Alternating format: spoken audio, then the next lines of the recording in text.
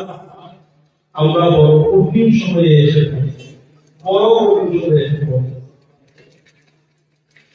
আপনাদের অবস্থা আপনারা ভালো জানেন। আমি আমার অবস্থা বলছি, আমার রক্তগুলো যেন সিদ্ধ হচ্ছে শরীরে।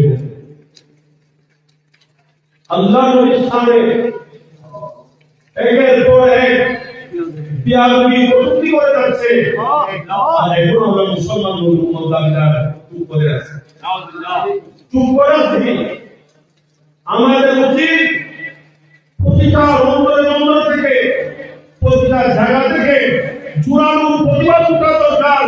যে সমস্ত মুস্তাফার ফুল, বেয়াদবের ফুল, এই সমস্ত শয়তান মজলুম এদেরকে এসে খায় হবে না, এদেরকে কতই খায় এসে কতই হবে। এদের দুজনকে বেদনা করিবা। আমি সরকার নাম বলেছি এই নিজাম শয়তান, নিজাম এই কাফের এক পরিবার সঙ্গে করে দাবি করতে পারে।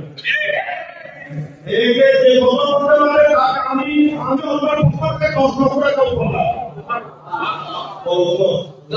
ইনশাআল্লাহ 10 করে কম এর মাথা যেখানে দিতে পারবে, এই মুখটা করে দিতে পারলে 10 করে। আমার নবীর সামনে